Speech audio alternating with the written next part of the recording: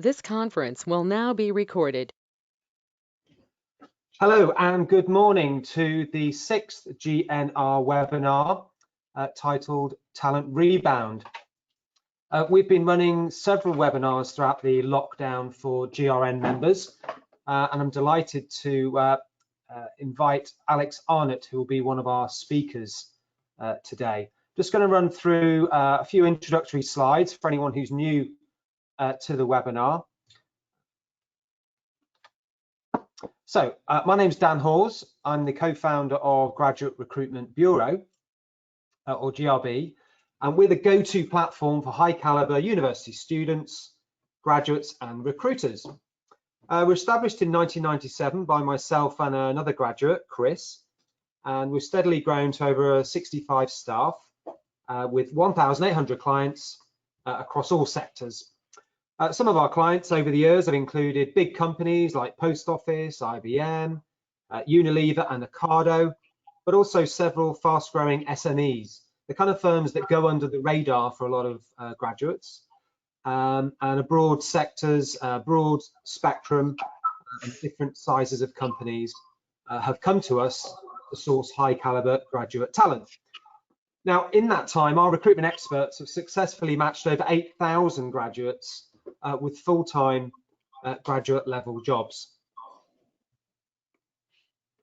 Now, Graduate Recruiters Network, or GRN, was set up by GRB back in January 2009. This was originally for GRB's clients and friends. So the aim was to bring together HR advisors, HR business partners, recruitment directors, talent leads, and various other people involved in graduate recruitment, with an emphasis on helping people share best practice. There wasn't anything really out there that networked all these people in one place. So in that time, we've had a steady growth. We're now on 2,761 members, an increase in over 335 in the last 3 months. So understandably, a lot of people are very interested in staying connected right now with their peers. So we've certainly seen a spike in membership at GRN. Membership is reflective of GRB's client base, so very broad. Big FTSE 100 clients are represented, but also many fast-growing SMEs. Now, usually we have 4 masterclass events held in London, but our venue has been shut. So alternatively, we've been running fortnightly webinars throughout the lockdown, and we'll probably continue on a monthly basis. We also have a very active forum on LinkedIn, a blog, various surveys. There's one out now at the moment you're more than welcome to participate in, various podcasts, and a quarterly newsletter. Now, this brings me to our excellent speaker today, Mr. Alex Arnot, who's the founder of MyNonExec. And he's going to be talking about his take on the market right now and how he believes talent will rebound, and how, as graduate recruiters, you can be at the forefront of this exciting development. So I'm going to stop sharing my screen and hand over to Alex. Thank you very much, Dan. Hopefully we'll get the technology working. Give me 2 seconds. Is the screen handed across there, Dan? Because the button's not showing. 1 second. Always fun to have a bit of technology. We actually practiced this beforehand. It went through, of course. Yeah. Let's just find you. There you are. It'll be well worth the wait, I assure you. Yeah. Here you go. Fantastic. Thank you very much, Dan. So let me just get this going properly, and I will take you all through it. So good morning, everyone, and thanks for joining us today. My name's Alex, as Dan rightly pointed out, and I'm going to be talking to you about the talent rebound and how you can get first mover advantage As a quick start, when I asked the designer to put together the slides, and hopefully you'll enjoy them as we go through, I was a bit shocked when I saw that first one because I thought he had another finger sticking up. I thought it was a bit inappropriate, but fortunately it's the second finger, i.e. indicating first mover advantage, and that's what I want to give you over the next 15 to 20 minutes, the things that you can do now, today, to give your company first mover advantage as we ease out of lockdown. So let me go through that in more detail. Before I do, I think it's important that when you listen to someone that there's some credibility, some reasons why you should listen to that individual and hopefully put those ideas into practice. So just very briefly, these are 5 very important numbers for me, certainly for this particular session. So the number 1 is I'm currently the number 1 recommended board advisor across the whole of LinkedIn globally, which I'm extremely proud of, and working harder to keep on top of that one. The number 3 is I've actually built and sold 3 companies. One which is an international talent business. I've also sold a tech business and a consultancy company. Number 35, I sit on the board of 35 tech and talent companies, so a real broad breadth from startup to scale up to internationals. 250 is the amount of growth and hiring and retention strategies that I've helped companies put in place. So broad breadth of knowledge, not just from one company in one sector, but from lots of different types of businesses. And the million, amazingly, is the number of candidates that I've been hired or placed by the boards that I've advised. So hopefully there's quite a lot of knowledge to share with you in the next 15 minutes. So why now? Why have you joined this morning? Why am I having this conversation at this particular point? Because let's be realistic, for many of you, hiring is probably one of the furthest things from your mind right now. You know, you wouldn't be forgiven if you read the press where you hear about some quite significant numbers of redundancies being made, companies shutting down. But it's not across the whole board. And in fact, across the companies I advise in the portfolio, we're seeing quite a number of pockets of successes. Now, I don't mean it's pre-COVID levels, but certainly we're seeing over the last month some successes, some wins across lots of different projects and new things coming in. And it seems to be as lockdown eases, or as I say, since Boris Johnson announced pubs are opening again, it seems to be companies are reopening again and thinking a little bit further forward.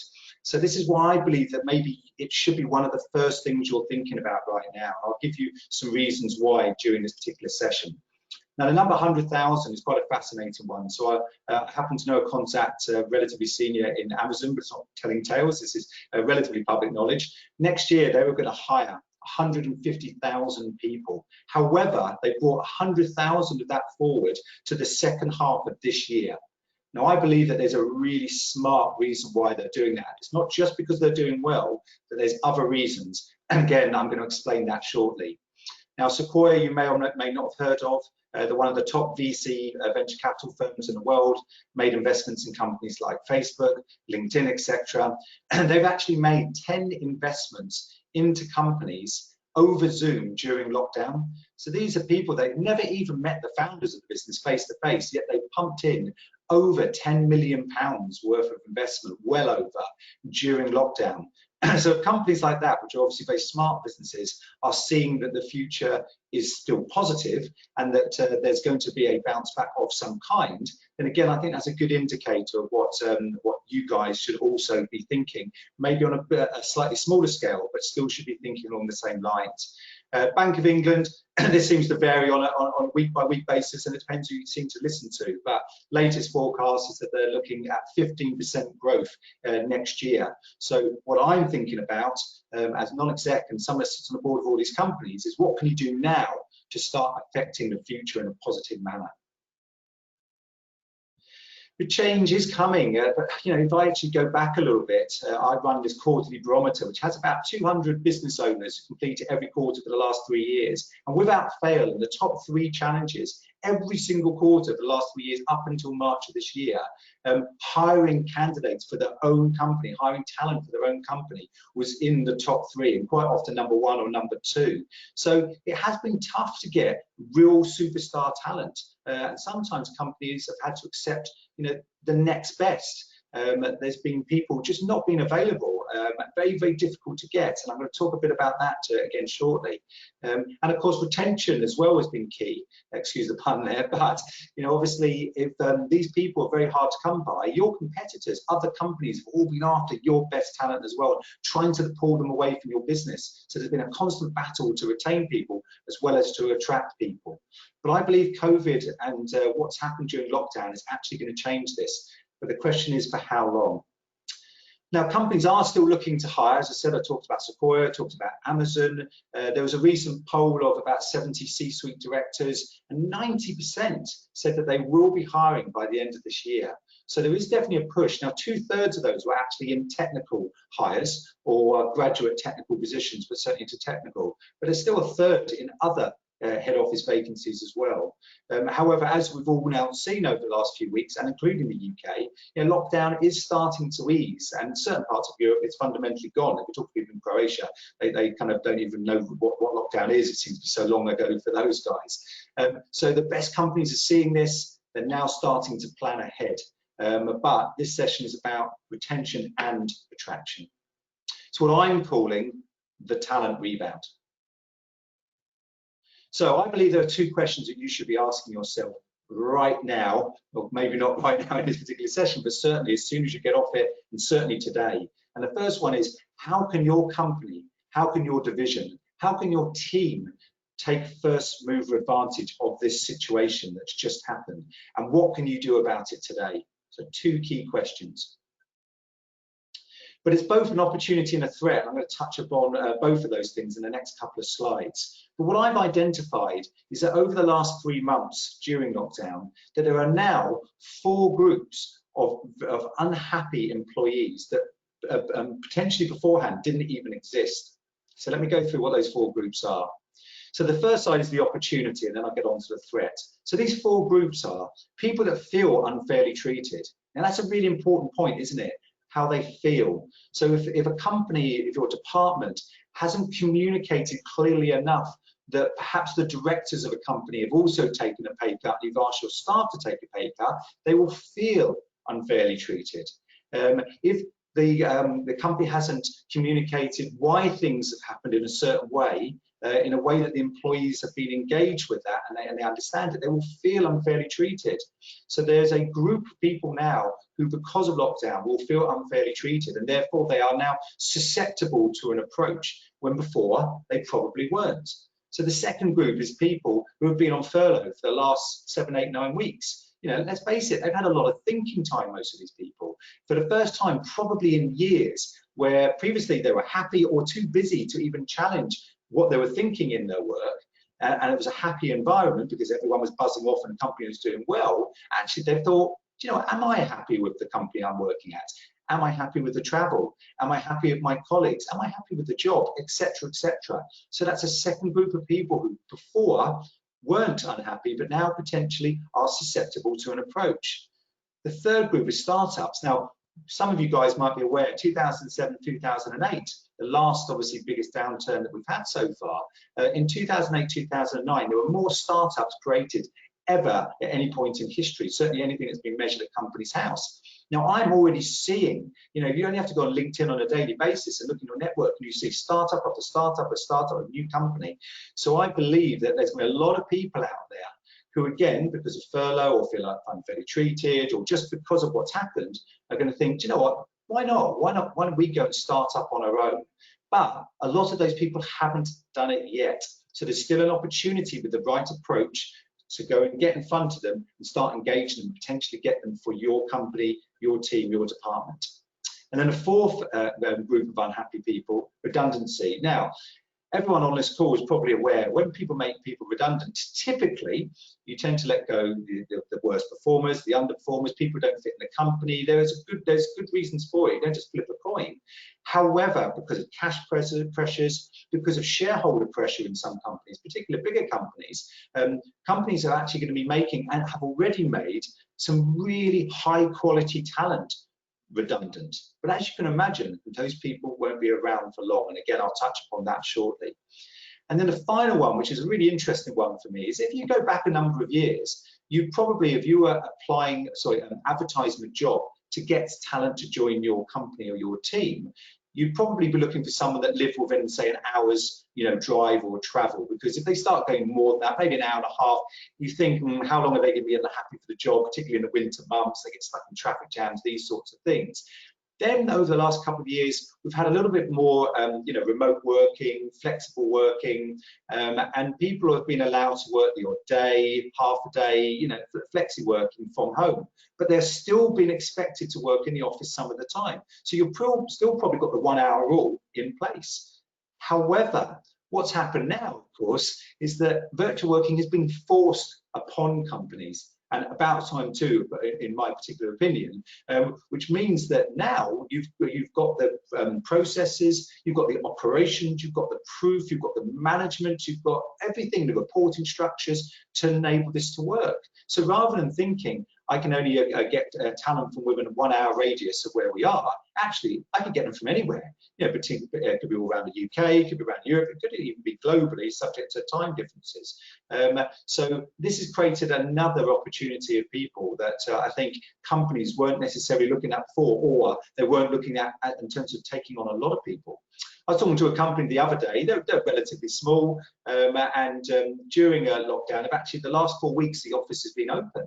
And they found out that only one member of staff had been in the last 4 weeks. So they put it out to the company and said, do people really want to be working from the office, or do they want to be working virtual? And fundamentally, 99% said they wanted to be virtual. So they've actually got rid of their office, which saves them about £100,000 a year. And they've said to people, right, you can work virtually, and we'll just have a remote location and people can pop in and communicate as they like. Now, since then, interestingly, about 6 employees are staying with the company, but have decided that they're now going to move to other cities and other countries and just work remotely from there, because everything is set up for them to do so. So now I've created this whole pool, this whole world of talent, whereas before, it was just that 1 hour radius. And again, I think that's an interesting thing. So this is one of the key parts of this particular session. It's identifying. Now I've identified those 4 or potentially 5 groups, certainly 4 groups that are unhappy. It's what are you going to do about those? Because it's one thing knowing who those people are, but it's another thing actually then identifying them and engaging with them. But of course, this is a threat as well, isn't it? These 4 groups. If you've treated your staff badly, if they feel in your company, in your team, that you've not treated them fairly, they could leave. If you've not engaged with them enough in terms of coming back, in terms of the opportunity, for example, if they don't feel that there's a really good opportunity for the company to be growing again, because maybe you've made redundancies or you put a hiring freeze in place, they might think, is it really worth coming back? Maybe I should go somewhere else. Maybe I should set up on my own. So have you done that communication piece and got people reignited, re-excited with the business? Now they're coming back into where it's going in the future, and also their own career, where they feel that their career is stalled. You've got to show to them and prove to them that their career is in good hands and it's still going to go somewhere, and the company is still going to pick up and go somewhere. And that message is really important. It may also be that you've got cash pressures in your business or your team, so you may have to let good people go. So this is a threat as well as an opportunity, so you must make sure you identify that. However, and this is another key point from the session, you must start planning now if you want to get first mover advantage. And I'll go into that now in a little bit more detail. Now, I'm slightly obsessed with the P word. When you sit on the board of 35 companies, you have to be, otherwise you get chaos. However, planning is really important. If you can get the right plan in place now, bringing people back, hiring new people, growing the business back up again, then you can see great results. But if you've got the wrong plan in place, or even worse, no plan at all, then obviously you're going to be the one that gets left behind. So another key message from this, those 4 groups identified plus the 5th new group of global talent, precision target those 4 groups. Don't blanket message them.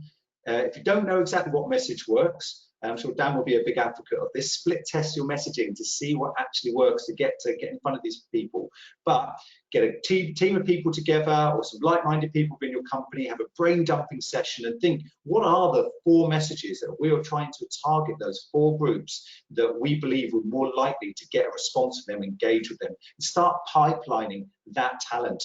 And again, another key message from this is talent that you could not previously attract. So I briefly mentioned this before, but I emphasize this again. I believe that there is talent right now which is exceptional and potentially even better than the talent you've had in your company, who've not been available for the last 2, 3, 4, 5 years because it's been a candidate short market, lowest unemployment since 1971 in the middle of March of this year, that actually this is now the opportunity. And it is, I believe, a small window of opportunity. Now, I've actually been quite generous here. I've probably changed my mind. I put may only have 3 to 6 months. I think you may only have 1 to 3 months in this particular situation, because I'm now seeing companies, I guess companies that I advise, who are now being smart enough and planning and actually going after this pool of exceptional talent. Because if you have a good plan in place, obviously you're more likely to sweep up this quality talent, and therefore your competitors will be left behind because they won't sweep it up, and of course then other companies will miss out. But if you move that on the reverse round, if you don't start looking now and you don't hire this exceptional talent, then other companies who have planned it, who have got deeper pockets, they will sweep up this talent, and guess what? Those exceptional people will not be available for the next 2, 3, 4, 5 years. So we're now talking about a pool of exceptional talent who you would not have been able to hire for 4, 5, 8, potentially even 10 years. So this is a very rare opportunity, and something that I believe that if you take advantage of it, good planning, it can give you first mover advantage, as I've said, coming out of the crisis. It's an expression I heard recently, which I quite like: catch the wave, don't play catch up. So some of you guys might be thinking, you know what, we have got hiring freeze, or we are making redundancies, or we've got a small budget. Can we still take advantage of this situation? Well, actually, yes, you can, but it takes careful planning, and you must act now. So as I put here, clients like working with successful companies, don't they? But so does top talent. So if you're growing rapidly because you're sweeping up this top talent, other people go, oh, wow, they picked that person. I want to work with like-minded individuals. So you will accelerate. You'll be able to cherry pick other top talent because you've been able to attract other good people. Your competitors will grow more slowly, and therefore becomes this virtuous circle. But what should you be doing even on a low budget? So let me explain. So the next steps from here, and this is a really critical part going away from this session, is the time is to start planning, as I said, for the talent rebound is now, not tomorrow, next month, not we've got hiring freeze or we're not going to look to next year.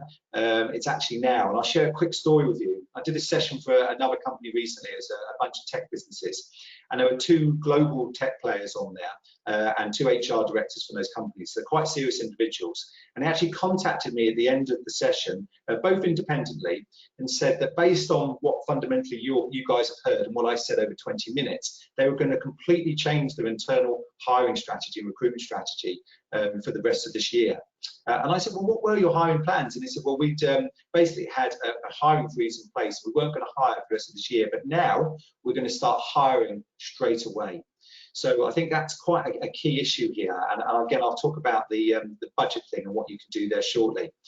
The questions you need to ask yourself in this process are, how can you influence more candidates? How can you precision target those 4 groups, as I've said? How can you improve your messaging that you've been doing, because it can always be improved? How can your company be more attractive for talent to join? Obviously a key message. And this is the bit about the budget, because even if you have got hiring freeze, you could potentially upgrade your existing talent. And again, I'm going to sound a little bit like a broken record, but I've made no bones of this one. If you, at the last 2, 3, 4 years, have hired some people, but actually, to be fair, there are other people out there that you would have preferred to have got, you just couldn't get them because they just weren't available. Maybe those people are now available, and actually they could upgrade your existing talent. Now, I'm not saying just get rid of everyone and obviously replace them with other people. I'm not that callous. What I am saying is that if 1 or 2 exceptional people come through the door, those superstars, then maybe that's something to consider. And again, as I said, it's a unique window of opportunity. So the final question, obviously, for you guys is, are you ready? The help's at hand. So obviously people like Dan and GRB are there to help you. If you want me to help you in terms of an advisory and strategic advice around hiring, recruitment and growth, then my email is there, ar@mynonexec.com. Feel free to link in with me as well. And obviously I hope that's been value for you. We'll now go into a live Q&A.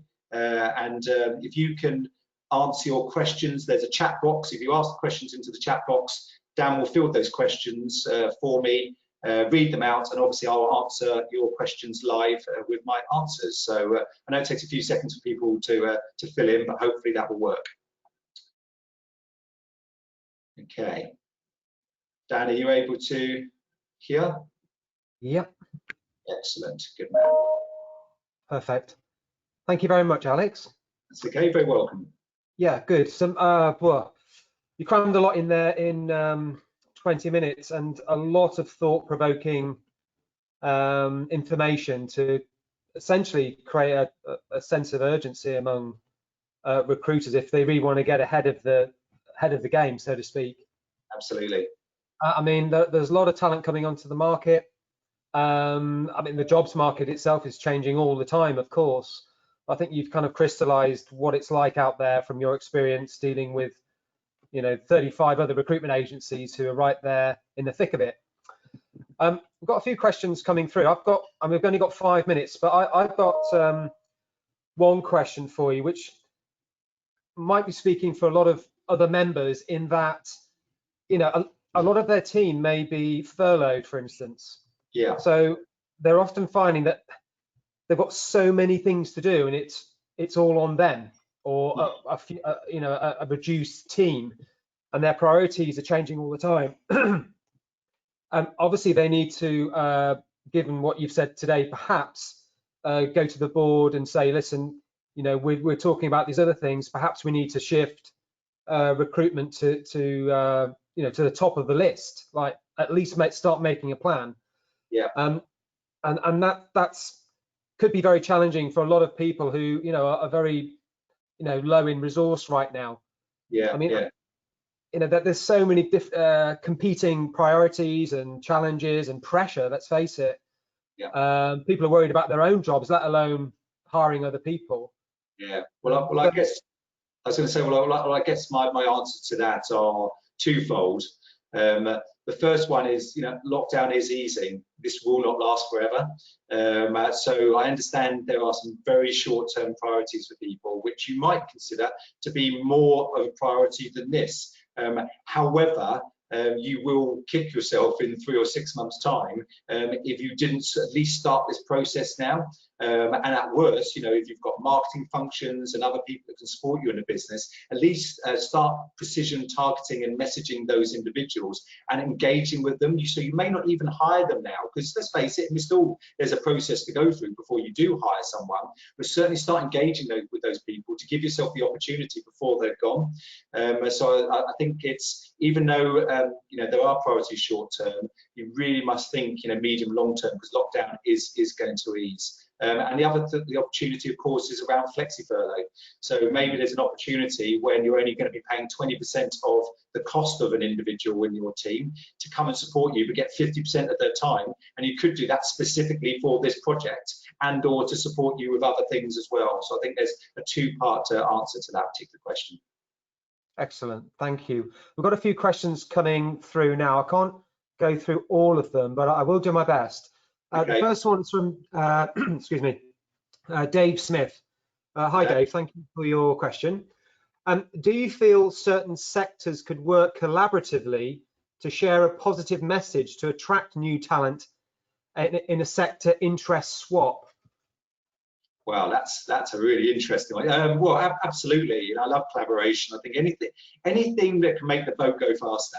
And obviously what I mean by that is any ideas, any solutions, anything that's going to get you to enable your company and your team to be more successful is a good one, as long as the process is managed well. And I think the key thing there is, you want to know those companies quite well, or the individuals quite well, to and pre-agree the messaging, just to make sure that everyone's comfortable that you're supporting each other's brand in the right way. But absolutely, that's the kind of idea that I love in a sort of brain dump session. We get a few like-minded individuals together, go, this is the single biggest challenge that we have. I don't want to talk about anything else, just this one single biggest challenge for us growing right now, and what ideas we've got. And that's the kind of thing that I think would be a great initiative. But with all of these things, collaborations, they only work with what you put in. So you will need to put in a lot of effort to make sure you get the right results. But absolutely, I think that's really smart thinking.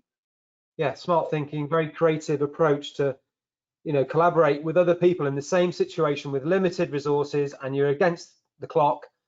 Why not I think that's great, and then share the spoils of all the talent that you attract when you're bigger and safer in numbers. I think that's a brilliant idea, Dave.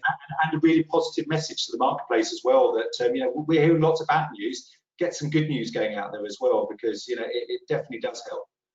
Yeah. Okay. One other question from HK. I haven't got your full name there, but you've asked, what are the top 3 practical next steps we should or could do now to avoid missing the talent that you described? Okay, excellent question. So number 1, start now. Start now. So today or after this session, start going, you know, what are we going to do about it? Put a mini plan in place. Write down those 4 or 5 groups that I mentioned. And underneath each one, almost like in columns, just start brain dumping ideas where you think, you know, you could best attract, where you can find these people, what the messaging is that's going to attract these people, you know, what you can do about it. Almost do it like a project management thing, where you can go, John, these are the pool of people we think we can attract first. Here are the things that we're going to do this week. Every day, almost put an activity in. It might only take 2 minutes, the activity. It may be that on LinkedIn, I'm going to, you know, connect with 20 people a day, or message 20 people a day, or our marketing team are going to send out once a week a message to these people. So start the process now is number 1. Number 2 is start brain dumping ideas behind it. And number 3 then is put it into a little project management timetable. So therefore, if you are busy, if you are having to do lots of other tasks, you can allocate certain time slots within your day and week specific to those activities to make sure that they happen, because otherwise the best will in the world, you can get busy, can't you? Other things can happen and distract you, and then you get to the end of the week and you go, oh, where's the time gone? And you've missed out. So they would be the first immediate practical tips and steps I would put in place. Wonderful, thank you, Alex. We are out of time. This is a shorter session than normal, but this has been recorded, so you can listen back on demand. And if you do have any other questions, we'll get Alex on the GRN forum, and he can answer any individual questions there. Our next webinar is on Wednesday, the 15th of July, so in 2 weeks' time. And we'll have our speaker as Josephine Hanson from MD Youth Site. She's spoken before at GRN Masterclass events, and she's got some very interesting insights from some of the recent surveys she's been doing with students. So thank you all for coming along today, supporting GRN, and huge thanks to Alex for giving us his insights. I'm sure it's made us sit up and think we need to get moving with our recruitment plans immediately. So add that to your list of to do, and we'll speak again. Thank you very much. Thanks, everyone. See you.